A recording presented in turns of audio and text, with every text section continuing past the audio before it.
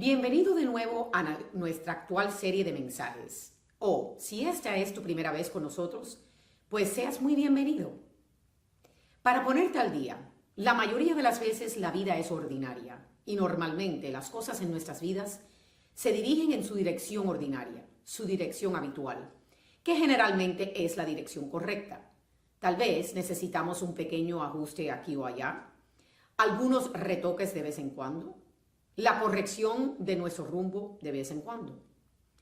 Pero luego, en otros momentos, podemos estar marchando en la dirección totalmente equivocada, tal vez en una dirección realmente mala, una dirección totalmente equivocada, donde las cosas están tan fuera de control que necesitamos un giro total. Necesitamos un giro de 180 grados. Eso puede ser difícil, dramático, impresionante. Hasta puede resultar en un cambio de vida total.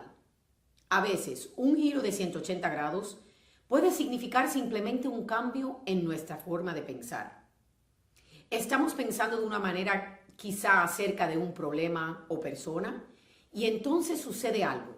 Algo cambia y nosotros hacemos un giro de 180 grados. A veces hacemos un giro de 180 grados cuando se trata de nuestros comportamientos. Por ejemplo, tienes una gran cantidad de deuda y dejas de gastar y entonces sales de la deuda. A veces es un cambio de suerte. Una gran cantidad de películas e historias se tratan de cambios de suerte. A veces es un cambio en los estilos de vida. Los giros de 180 grados son siempre interesantes, pero a menudo pueden ser una sorpresa. Podemos ser sorprendidos por un inesperado giro total. Eso es lo que hizo Jesús. Cuando Jesús entraba en un pueblo, todos se enteraban y todos tomaban nota de él. Él atrajo a grandes multitudes. La gente quería tocarlo, querían estar cerca de él y escucharlo. Él le gustaba a las personas que no eran nada como él. He aquí por qué la Biblia nos dice: Él pasó haciendo el bien y curando a los oprimidos por el demonio. De Hechos capítulo 10, versículo 38. Jesús proporciona el bien y saca el mal. Ganó liberación para aquellos que estaban en la esclavitud. Le dio vista a los ciegos. En otras palabras, se efectúa el giro de 180 grados, donde quiera que Él va. Él transforma todo a su alrededor. Eso es lo que hizo y eso es lo que hace. Quien quiera que seas, cual sea tu historia, eso es lo que Él puede hacer. Puede transformar todo. Tal vez eres esclavo de una adicción, mal hábito. Él tiene el poder de liberarte de esa esclavitud. Tal vez te sientes ciego, sientes que tu trabajo es como un callejón sin salida. Tal vez ni siquiera tienes un trabajo. Él tiene el poder de darte claridad y mostrarte lo que tienes que hacer. Tal vez estás pasando por un dolor, no puedes encontrar la manera de seguir adelante con una relación difícil. Él tiene el poder para sanar tu corazón.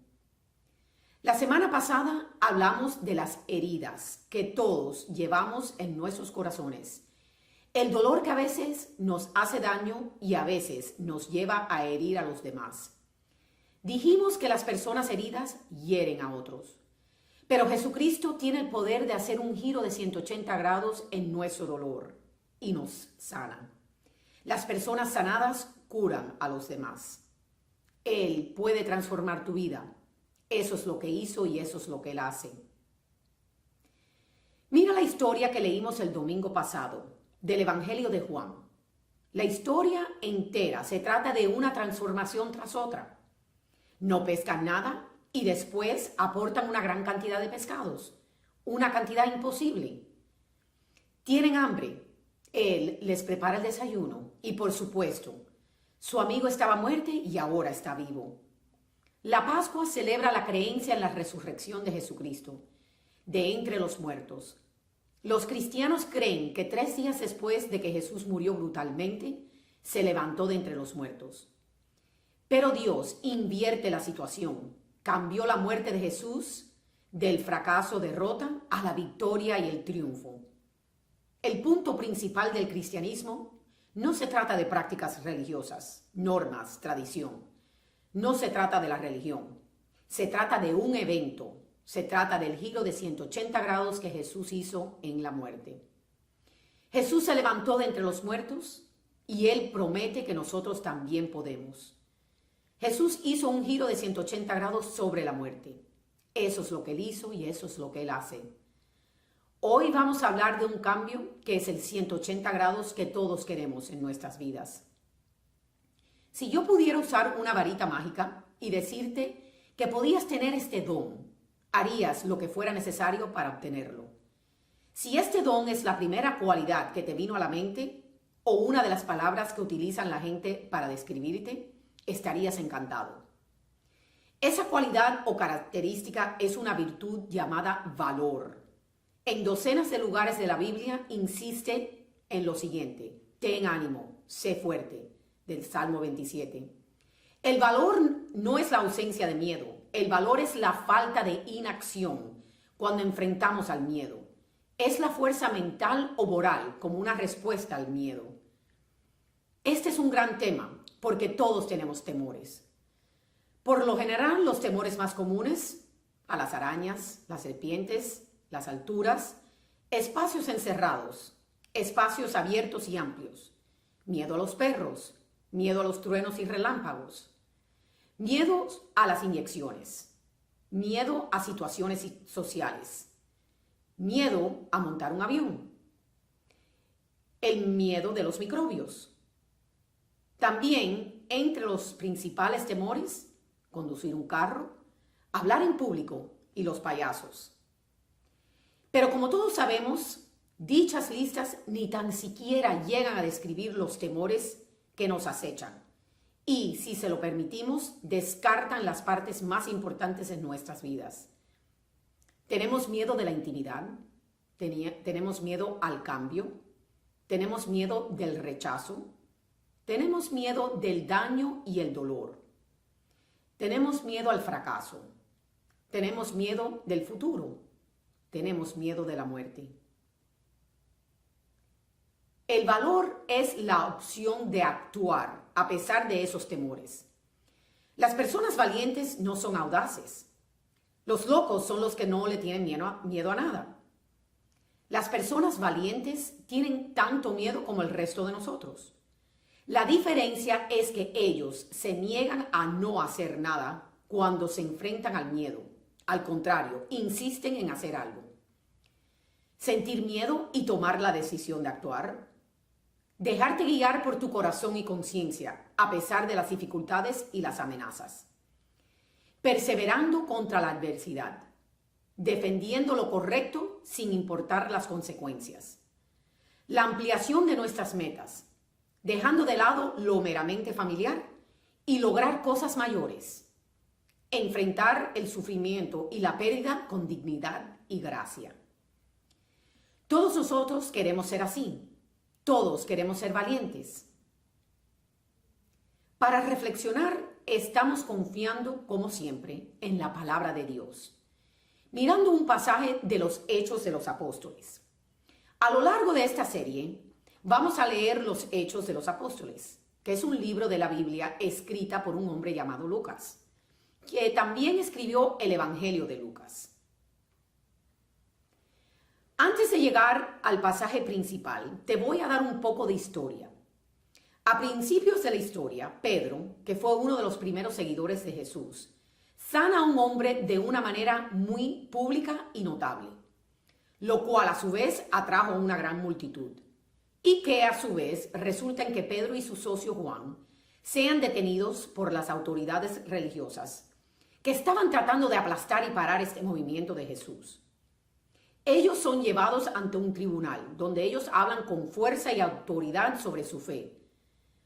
Tanto es así que los líderes, aunque totalmente en contra de ellos, al ver por una parte la valentía de Pedro y Juan, están sorprendidos. De Hechos capítulo 4, versículo 13. Eventualmente los sueltan con una severa advertencia que paren de seguir con el tema de Jesús. La primera cosa que hicieron en su liberación fue reunirse con los otros creyentes y orar. Oran por la seguridad y protección, oran por la paz, rezan por el fin a su persecución. Esta es su oración. Soberano Señor, los enemigos se confabularon para hacer lo que tu poder y tu sabiduría habían determinado que se hiciera. Ahora, Señor, mira sus amenazas y concede a tus siervos predicar tu palabra. De Hechos 4, 24, 28 al 29. Ellos oran por el valor. Eso es lo único que piden. Y luego, mira lo que pasa. Los apóstoles daban testimonio con toda firmeza de la resurrección de Jesús el Señor. Y todos gozaban de gran simpatía. De Hechos capítulo 4, versículo 33.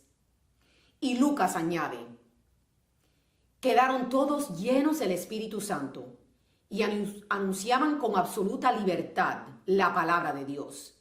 De Hechos capítulo 4, versículo 31. Esto los lleva de nuevo a la cárcel y finalmente a la corte de nuevo. El sumo sacerdote, cuyo es juez, está furioso con ellos. Les dice, ¿no os ordenamos solemnemente que no enseñáis en nombre de ese? Y sin embargo, habéis llenado Jerusalén de vuestra doctrina. De Hechos 5, versículo 28. Imagínense estar en esta escena. Los mismos líderes que ponen a su jefe a la muerte, ahora los cuestionan a ellos. Y para Pedro, esto no es su primer enfrentamiento con ellos, pero su segundo. Ellos ya le habían dicho a Pedro que no predicara sobre el nombre de Jesús.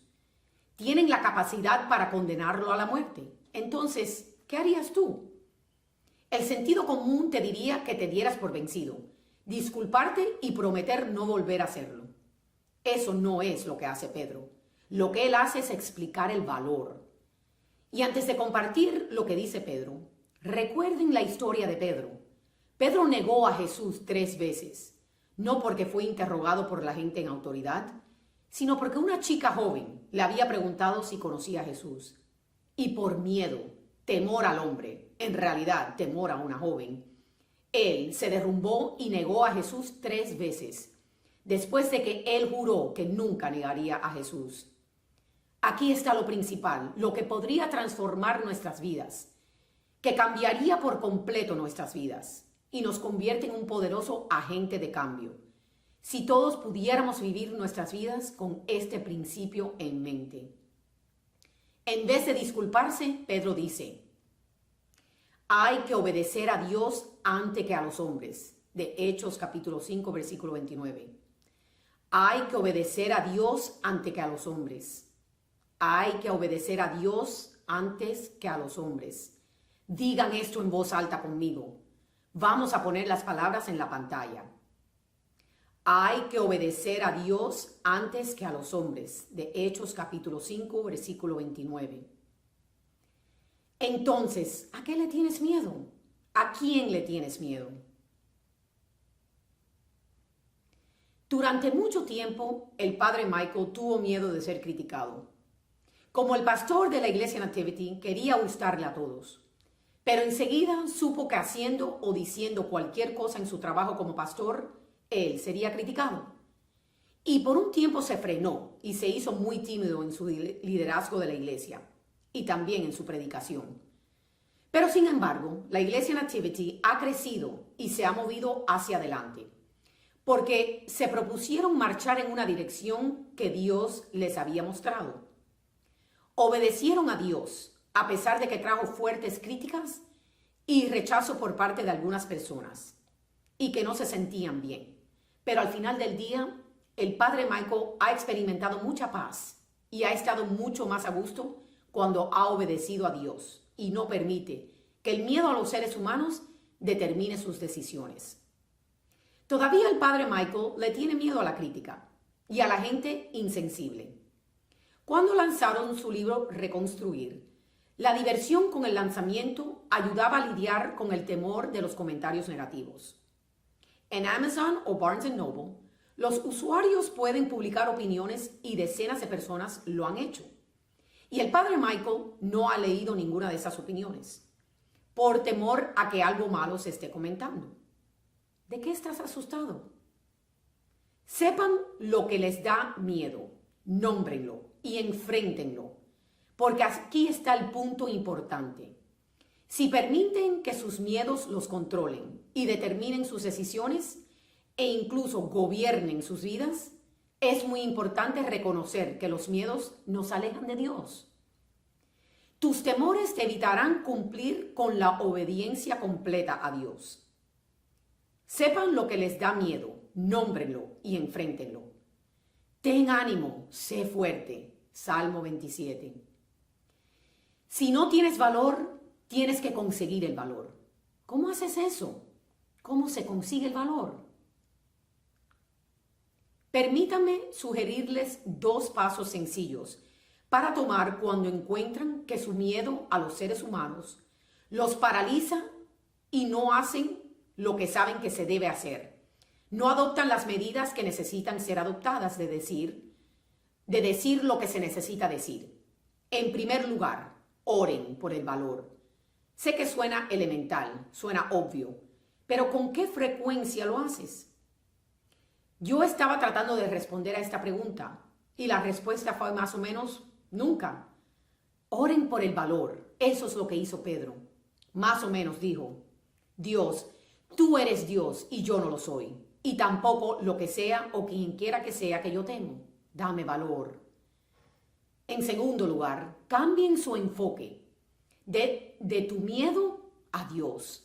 Hablar la palabra de Dios, utilizar la palabra de Dios, confiar en la palabra de Dios para el valor, al igual que Pedro. Y anunciaban con absoluta libertad la palabra de Dios, de Hechos 4, versículo 31. El valor hace un giro de 180 grados con el miedo. Y al lado opuesto de lo que estamos temiendo está Dios.